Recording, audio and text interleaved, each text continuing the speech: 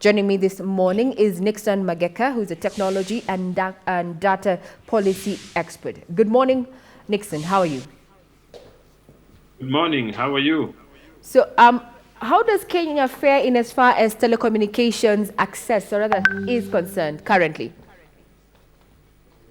Well, Kenya is really doing very well, I must say, in terms of catching up in this universal service concept. And you may have known that the universal service concept really is a concept that is used in ICT to kind of populate ICT in areas where well, the ICTs are not there, what we could call underserved and unserved areas.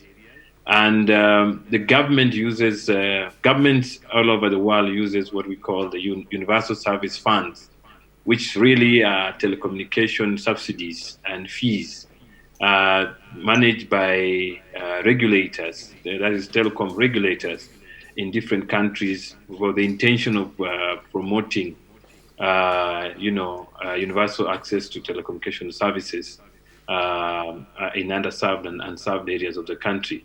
In Kenya, we have the Universal Service Fund, which is domiciled at the Communication Authority of Kenya. And over the past years, the fund has been used to propagate ICT in many areas still underprivileged in terms of ICTs. So, what inroads have been made to, bridge the gaps in as far as the universal coverage of ICT is concerned? You may be aware that under the USF, the Communication Authority of Kenya has been able to do a number of projects. One is the network project that is trying to close the network divides around the country.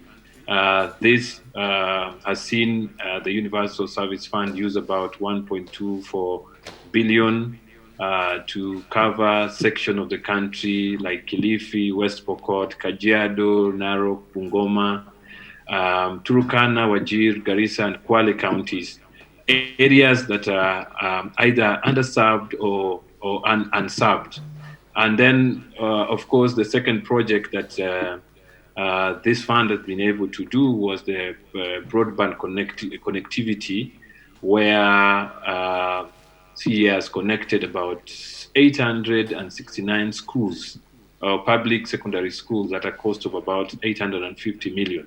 So initiatives like this are geared to, stretch the expanse of ICT in this country, and then also close that gap of the digital divide. Now let's talk about 5G. Kenya is poised at, rolling out 5G. What impact, what are the likely benefits are we going to get, or rather the impact in the telecommunications industry as a whole? Well, the 5th generation network, as we call it, or 5G as you're calling it, promises super fast speeds. It's about 10 times or more faster speeds than what we have as 4G.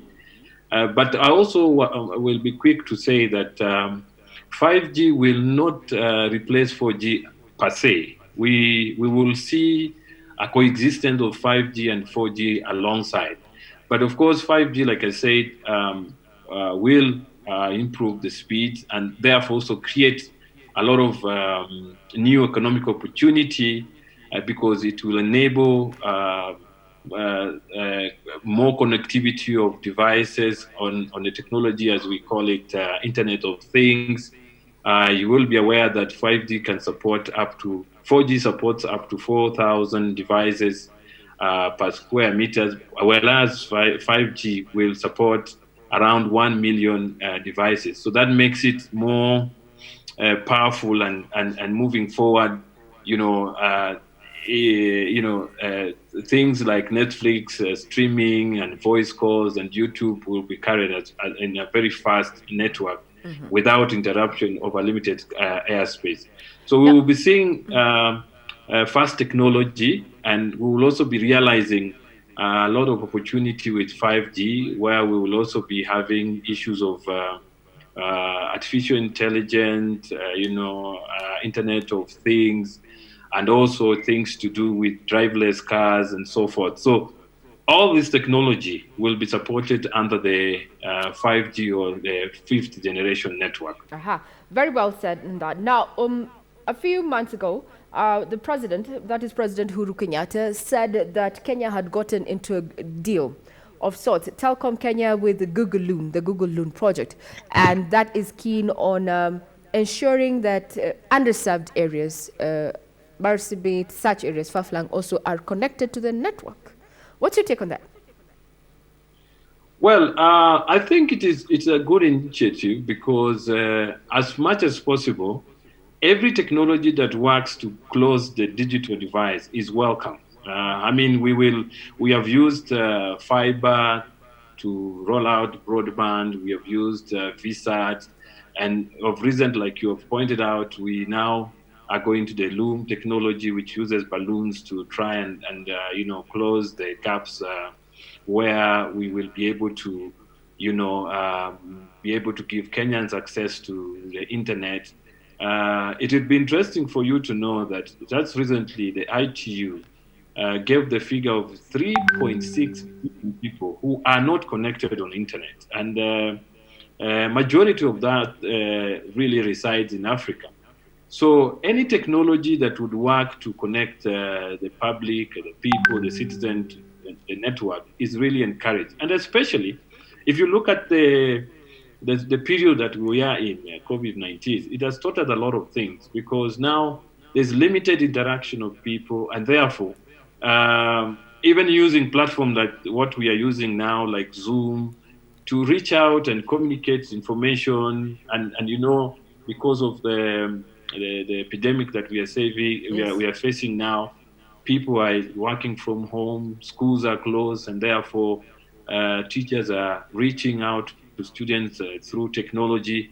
All this cannot be successful enough if we do not work out on the infrastructure to connect people so that they are able to even work in times like this, where social distancing is the main thing. Now, you've mentioned that indeed we are, during these are uncertain times presented by COVID-19. The issue of the rollout of 5G has also come along with different narratives. You know, some linking them or linking 5G to COVID-19. From an expert point of view, what's your take? Well, I think there's been a lot of rumors and fake news going around, not only for 5G but other fake news about COVID-19. And one of them is, of course, like you mentioned, the 5G, where people are saying, oh, the rays from 5G or the network is a cause of COVID-19 and so forth. And I think that is really not right, because technology in and by itself, you may know that any technology before it's adapted goes through a very vigorous test by ITU, which is the International Telecommunication Union, to look at issues to ascertain about how hazardous is it to human beings and generally nature. And you will be informed that there is no way an institution like International Telecommunication, which has membership from all these countries, would have allowed a situation where we have a technology that will ruin the lives of nature, birds and animals, and even human beings. And therefore, I think even as we roll out, I think that also calls for regulators around the world that even as we roll out new technology, there is an important aspect of sensitizing the citizen on what kind of technology are we rolling out, and what are the effects of that, what that technology will offer, and what that technology will offer in terms of the benefit of that technology, so that somebody, not somebody outside. Like the other day, I think I saw a clip of a very well-meaning but misguided preacher telling its congregant that 5G means that you're going to get, I think, something like 666 and satanic whatever's, and I was like, no, this is the wrong information. So I think we get a lot of this, and I think I think the regulator at one point had put on an advert saying that in the rejoinder of that, and saying that this is not real, and this is the situation. So I think even before we talk about rolling out, I think there would be a very important aspect of educating the public of what this 5G is all about, so that they also feel safe and trust the technology before they use it. Mm-hmm. Now, the current pandemic has created vast opportunities for the ICT sector. Clearly, we are having this interview on Zoom, this platform. Yeah. The future of ICT post-COVID, the interventions, the inventions, what are they? Where are the opportunities? Well, I think this challenge of COVID-19 has taught us a lot of things. One of the things that we have seen is that because of work from home and because of schooling that has to be done from home, a lot of impact. It has created a lot of impact on the bandwidth that people are using, and therefore operators are really have to come out and have their game in terms of providing enough bandwidth that people would use in the schools, and also as they work from home.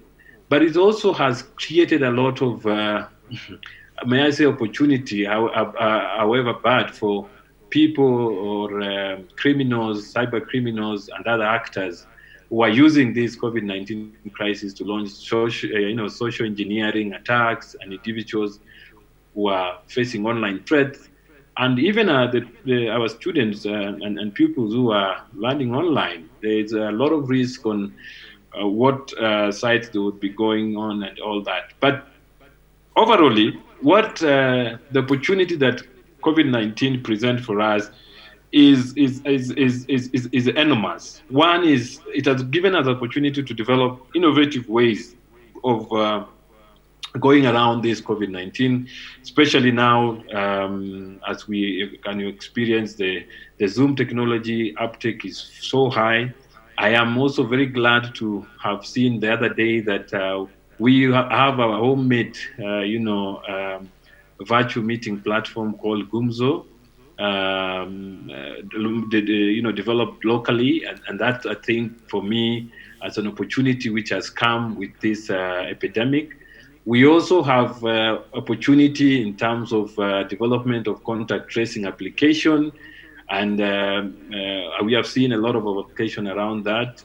You may be aware, or you may not be aware, on this ARFIA record that was launched just last month, and now have partnered with Telecom Kenya to roll out this ARFIA record contact tracing application to counties, to be able to help the government manage COVID-19. You'll also have seen, and I think yesterday from the CS of Health, Kagwe, ICT enabling real data for that have been accumulated, counts of the different counties, and also projecting and having a visualization of data on what is expected moving forward. And this has been a great movement going, and also a lot of opportunities that we see coming with this. And you see, the government also the other day have created what we call COVID-19 ICT committee, which one of the responsibility is to look at calls. The other day they put a call to kind of ask innovators on what they are doing in terms of managing COVID-19, and therefore opportunities for innovators to present their innovation for promotion by government. Clearly, the I pandemic think has created different opportunities for the ICT subsector. But now let's exactly. look at how we can incorporate ICT, especially in agriculture. Yeah. Interventions of to support agriculture. We pride ourselves as an agriculture-driven economy, and how can we marry now ICT into agriculture? Yeah, there's a lot of initiatives that are going on to incorporate ICT in agriculture, and especially when you have policies around government on e-agriculture. One of the things that you realize that there has been a lot of innovation around removing, in order to promote the sale of our products, either online or to be able to enable farmers be able to have knowledge on some of these things that are happening around agriculture. For instance, we have systems now that can tell the farmers and project the rainfall so that the farmer is able to have that knowledge on when to to plant his crop and when to expect the rains. Then we have technology now of irrigation that are using AI, artificial intelligence, to be able to tell, and at time to be able to tell when to spray the crops and when not to spray crop. We have apps that now promote to help farmers to sell directly their product, and they are cutting the loop for the middlemen who take a lot of money from the farmers. So there are a lot of initiative around agriculture, but this should also be promoted by government policies that promote the use of ICT in agriculture. So there's very many opportunities even for young people now to come up with innovative ways of looking at how then to help farmers in terms of their ecosystem of agriculture and farming. Now, as we come to a close, there's been a question about data usage. How safe is our data out there, especially now that government, like contact tracing? So, usage of data, how safe is personal data in this era? You are aware that recently the the president put into law the data protection law, and that law specify what data can be used and what data cannot be reused and so forth. But having said that, you realize that health data is very critical because health data is one which is prone to be used in reused in either research or other areas like that. And therefore, first of all, we have a legal mechanism that protects and outlines how data can be used either in public and how that data can be stored. But over the years, we are also encouraging that even with the legal document, I think the document may not be as good if it's just stored. I think the public needs to know what is the context of the email so that they are aware of what kind of data or what kind of data they should be able to give and how that data is protected. Because like every day we give data to government, every day we give data to hospitals, and as an individual, as a citizen, we are not very sure how that data is kept or how safe that data is kept. So I think for me, one of the things the government should do deliberately is to try and empower the citizen to know what is the content of that data protection. And when they know, then they are able to be armed to know that if I give government my data, I am assured that it is safe. Or if I give data to anybody, I'm assured it's safe. Because people give data every day. I mean, if you are registering into Facebook, if you're registering into Google, Gmail, and all that, you're giving out your data. People need to know at what point am I able at what point am I able to safeguard myself so that I just don't give out data for anybody anywhere. Recently, I think somebody was sharing with me the way the apps that are for shopping are coming up. And this was for Carrefour, where he says that if you use that, the app, it will then tell it'll do two things or three things. One, it takes a record of the things you buy and keeps the record of the things you buy, so that anytime you go back to the supermarket, it already assumes that you are going to buy certain things. It also takes record on where you live, depending on the proximity of the branch that you go to. So you see, every day we're giving up data. You're not sure. My opinion would be that government should take an initiative of